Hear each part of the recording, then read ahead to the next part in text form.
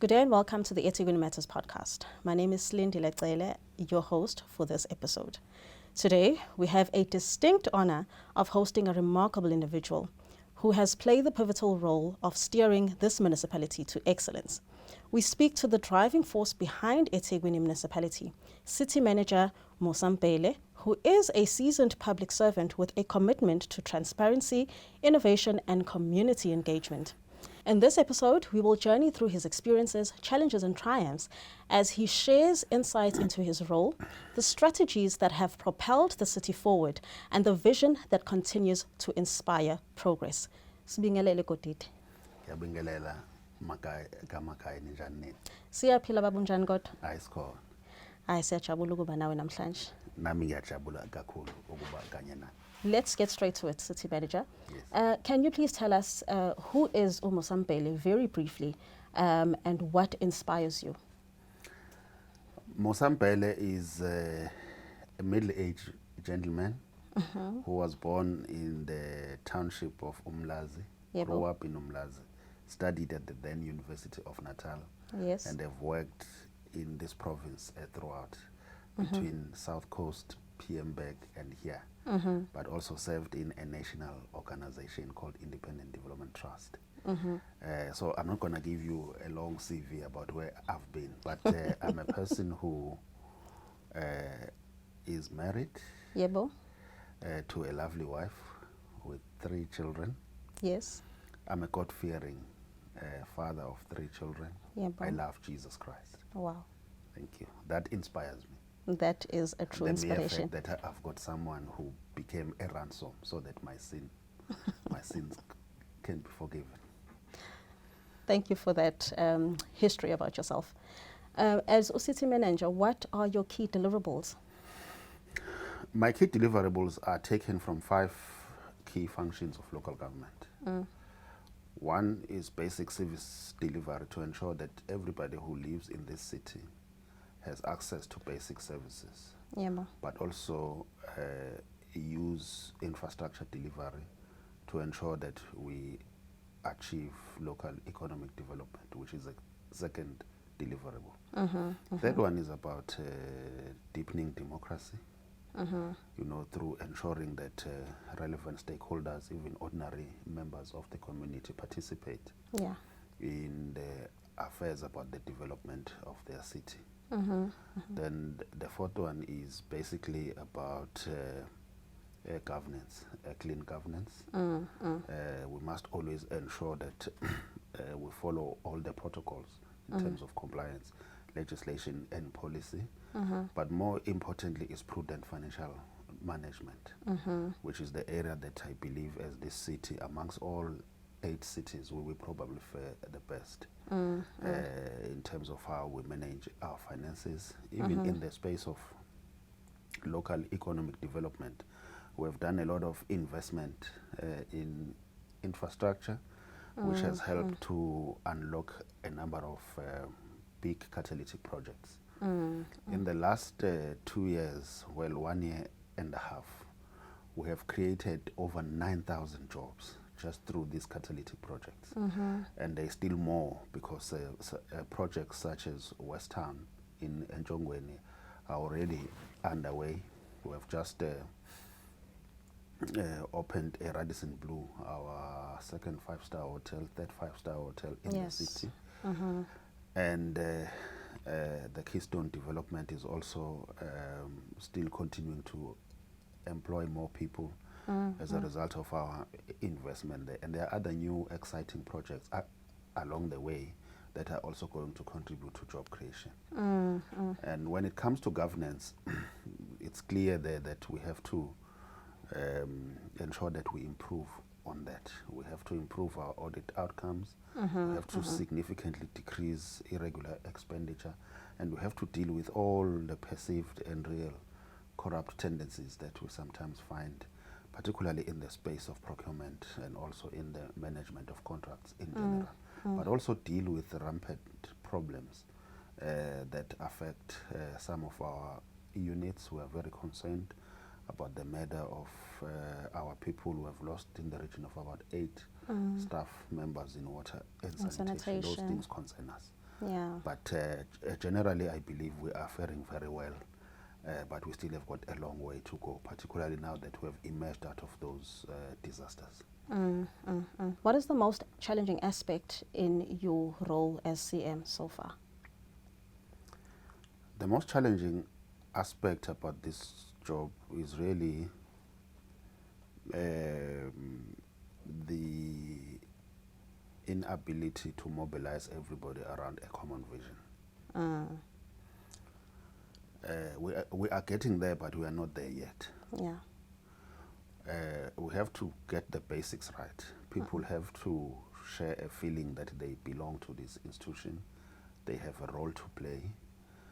They are recognized for their performance, either in the form of promotion or getting further opportunities to grow in their career. We want to make our staff members feel like they belong to this city. They feel that they are being recognized. And once you get that right, and you are very clear about what the vision of the organization is, it becomes very easy for people to follow a leader.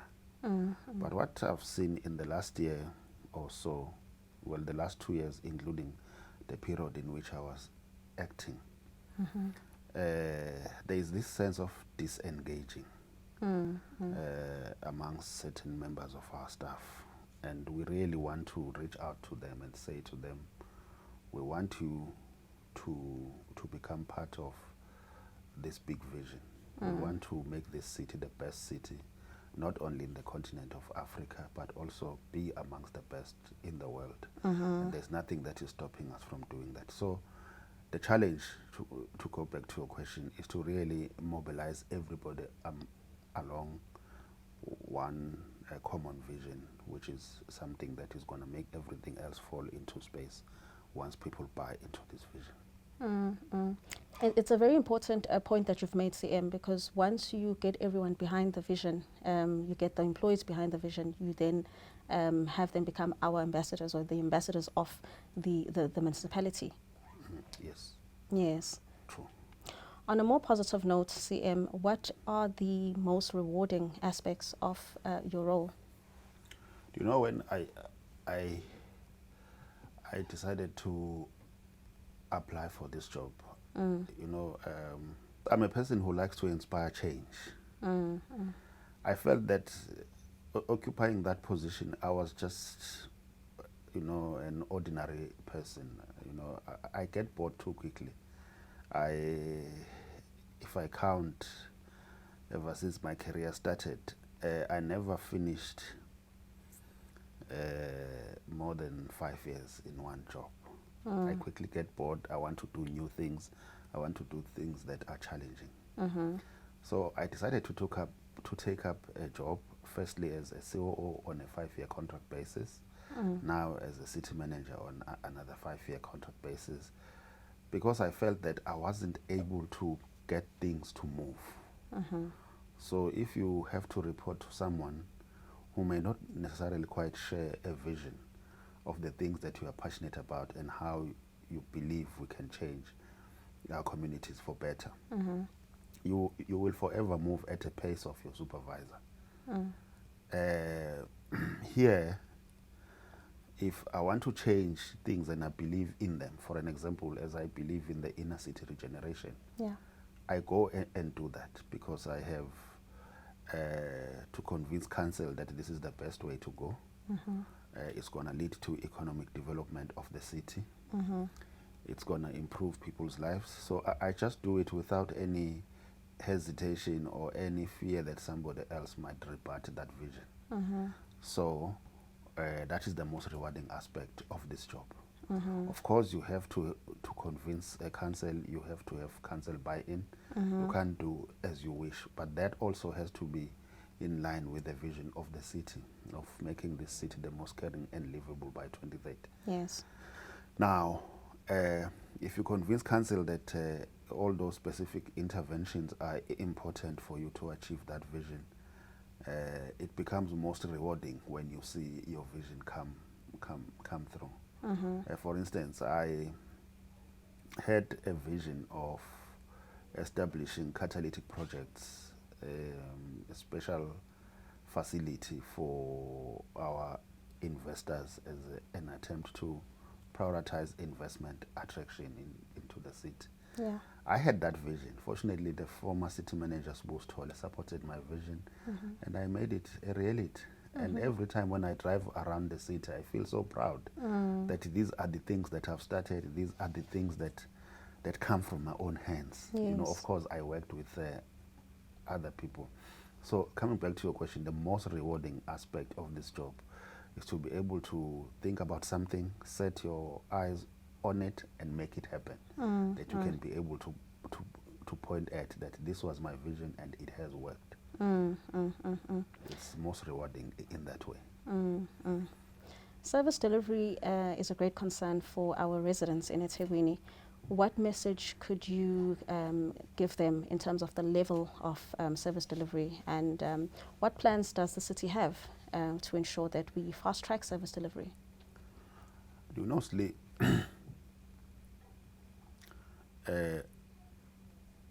I become very worried when all that goes out in the media is sentiments of negativity, a narrative that this city is failing. Yes.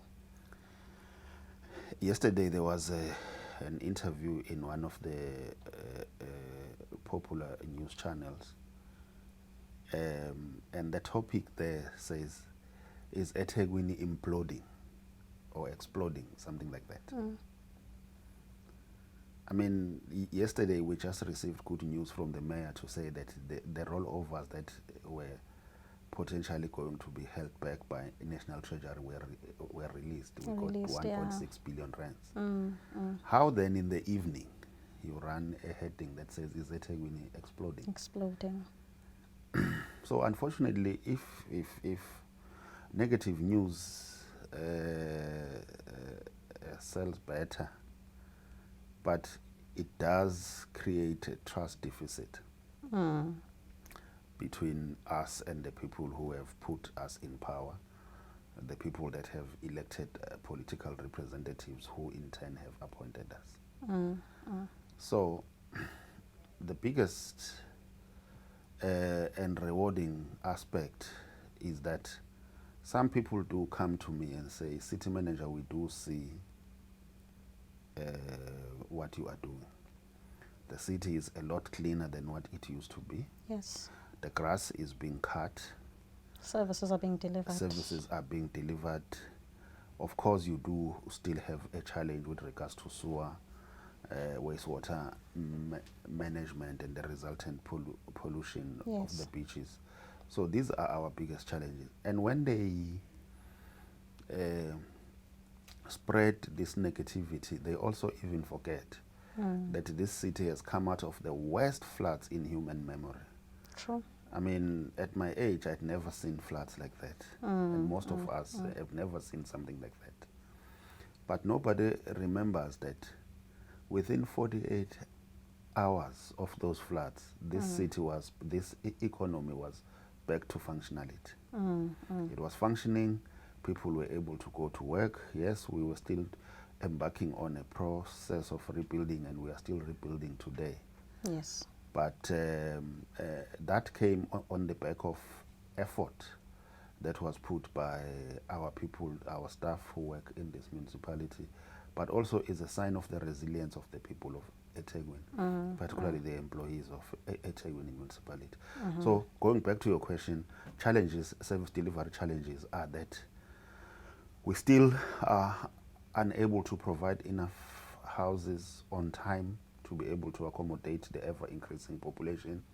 We have in-migration from the rural areas, particularly of the Eastern Cape and some parts of northern Zululand, some people as far as Lesotho and Swaziland. They all descend into this city. Our population has skyrocketed above 4 million. So what that means is that we forever are chasing a moving target. Yeah. You see that by the increasing number of informal settlements. So that is the challenge. Our infrastructure, the second challenge is that our infrastructure is very old and frail. It was built for a population of less than 2 million 50, 60, 70 years ago. But now, suddenly, you have over 4 million people. And we have not caught up with, a population growth, whilst we had to provide services in the rural areas to ensure that we meet the constitutional mandate of giving services to all. We then unwittingly never focused on infrastructure in the urban core, and that thing has now caught up with us. And of course, the issues of joblessness, the economy is constrained, the national fiscus, there's never enough money to be able to deal with all challenges. So for me, these are service delivery challenges that we still need to deal with. eThekwini has been through a lot of challenges, particularly in the past 3-4 years. COVID-19, the 2021 unrest, as well as the 2022 floods. Please give us insight on how these challenges have affected operations and where are we in terms of recovery? Look, if you have your basic infrastructure, such as bulk infrastructure, your wastewater treatment works, your pump stations, roads, electricity substations. If you have that kind of infrastructure, your water and sewer mains being washed away to the extent that it happened. And you start from scratch. You almost are starting from scratch. The combined cost of these disasters, remember, it wasn't only April 2022 floods. It started earlier in March 2021. And then we just had another one which has costed us $500 million on the 27th of June 2023. So if you look at these things, you are 26 billion rands worse off than what you were before these floods could start. Yeah. Before these floods started, rather.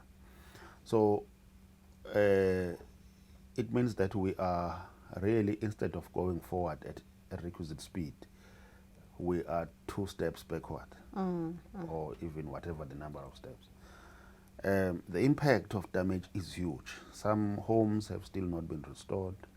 People are still living in communal residential areas, although we have now tried our best to ensure that we remove them from the homeless shelters where conditions were not humane.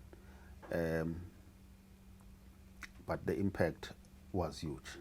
There's never enough money. The 1.5 billion rands that was given by National Treasury is good. We welcome it. We love it. Yeah. Because it helps us, but it's a drop in the ocean in comparison to the damage that was out there. In terms of progress, we have done significantly well. And these are the things that we are trying to communicate to people on an ongoing basis, that this city is a city at work. It's a city that has been able to prioritize and reprioritize its budget to be able to deal with the immediate challenges that are facing our people. We have built and completed a number of roads. I mean, I can take time to explain those details, but I won't. But if you take one specific road in the communities of the community of Umlazi was completely cut out by the damage of that road when Mbhele River broke its banks and flooded the whole road. That community for a long time was cut out in terms of its connection to functional economic nodes. We fixed that in a space of 10 to 11 months. Many infrastructure investments, much infrastructure investments has also been done with results that can be seen. The mere fact that we're no longer experiencing the highest level of E. coli in our beaches is as a result of the work that is being done in the catchment upstream, which really is a testimony that this city is improving and is improving significantly. If you look at communities like Tongat, Tongat water treatment works was completely washed out. I remember. It was just a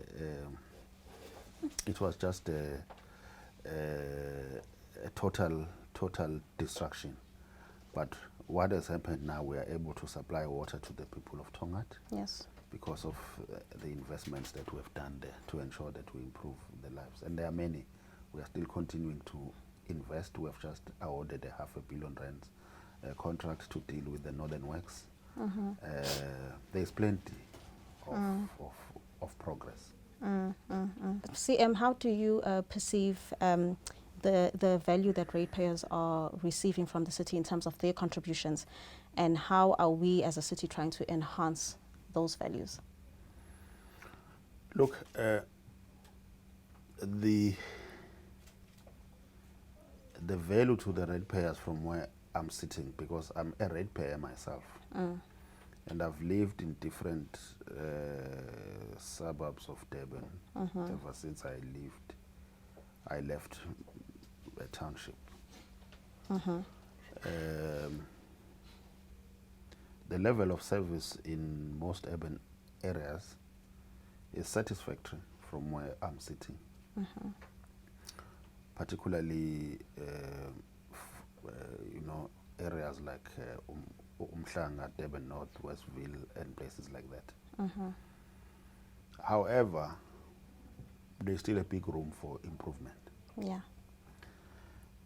On things such as dealing with potholes, cutting grass, maintaining the veggies, and so on, cutting trees that are hanging onto the road dangerously, ensuring that the popped light bulbs are fixed, and all those problems. A consistent supply of water, cutting down of electricity outages, and what have you.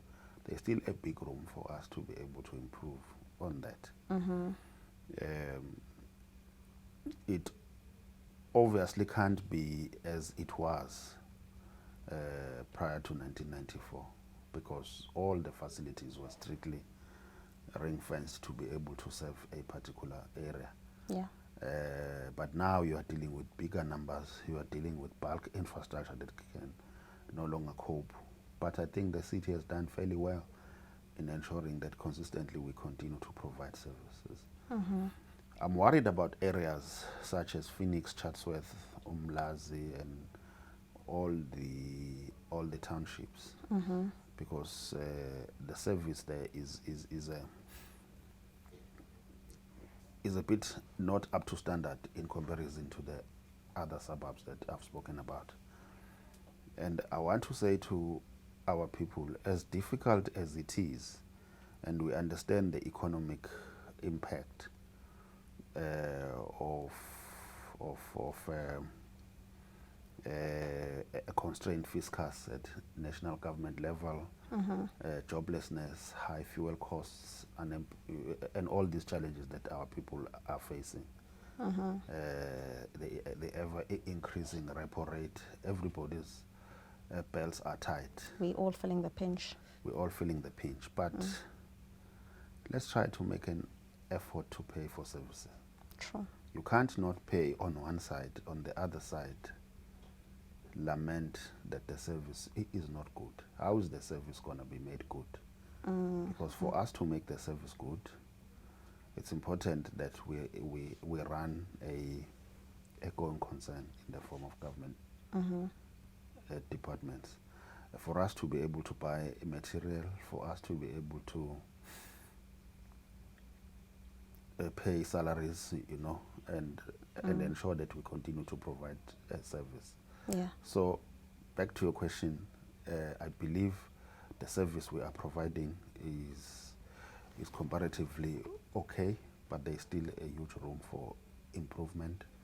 And as I said, that I am pleading with our people, particularly in the townships and also in the rural areas where they use water and electricity that we use money to buy, that at least they must pay something towards that, so that we continue to be able to provide the service. Yes, that's true. See, there's been controversy surrounding the move to increase your salary. And can you please address those concerns? taking into consideration or comparison with your counterparts in Cape Town and Johannesburg? Yeah, look, that supposed controversy is very unfortunate. The national government developed a framework called upper limits. So the reason why you have upper limits was also to give a room for people to go and motivate to be paid more. To be paid not more, but in relation to the demands of the work at hand. Otherwise, the upper limits would not have been created. Yeah. I also knew that my counterparts in other cities like Cape Town, Eguruleni, and I think Tshwane, Yeah. were also earning around what was proposed in my upper limits application. Now, when people say it's a 60% increase, yes, it's a 60% increase, but they are not mentioning, and in a very naughty way, they are not mentioning that it's 60% increase from what? You know, it can be a 60% increase, but from what? When you are trying to compare yourself to other people who are your counterparts, who have equally demanding responsibilities. So there's nothing wrong with the application. If there was something wrong, council would not have approved it. We've got a very sharp, critical council. They analyze stuff. So they looked at the facts that we presented and they applied their mind. It's a council made up of 24 political parties. There's no way that all of them, or a large majority of them, could have been brainwashed to accept something like this. And over and above that, the MEC for COGTA also applied her mind. And the Minister of National COGTA also applied their mind. Then I must be carrying something extra terrestrial for me to be able to convince all these people to do something that is wrong. So it is correct, it is comparative, it's in keeping with the demands of the job. Yeah. Every day in this job, as Lee, I wake up with my name splashed all over the media. Every day in this job, I have to look after my life all the time, because there are people who have other ideas about whether I need to be here or not. Every day I have to go and deal with cases that are opened in my personal, against me in my personal capacity, whilst I'm performing my responsibilities in this job. In this job, I have to arrive sometimes at home at 10, 11, midnight, and wake up at 6 in the morning. And leave early. And leave early. In this job, I have to always deal with huge stress from different people who also have their own stresses, and they think I must or I can help solve those. So I deal with, it's almost, when they compare it to the president, that is also again for naughty reasons. Because the president, his salary is regulated by a different framework. Yeah. But here, one day I'm a minister of transport, one day I'm a minister of health, one day I'm a minister of economic development, one day so all portfolios are here. So why should the salary not be comparable? Particularly be comparable in relation to other metros who are on a similar category 10 like ours. Yeah. Thank you, Slee. My salary is very comparative. My salary is okay. Hi, well, we're glad to hear that your salary is very comparative and okay. But in closing, CM, what is your vision for our city, and what plans do you have to ensure that that vision materializes? You know, the vision is obviously taken from our own. Yeah. That of being the most livable and caring city by 2030. 2030 is literally 6.5 years from now.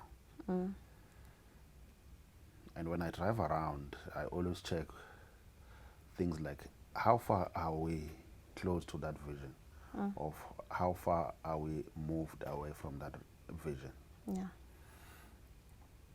It's something that, together with our office strategy, that always wraps our mind around it.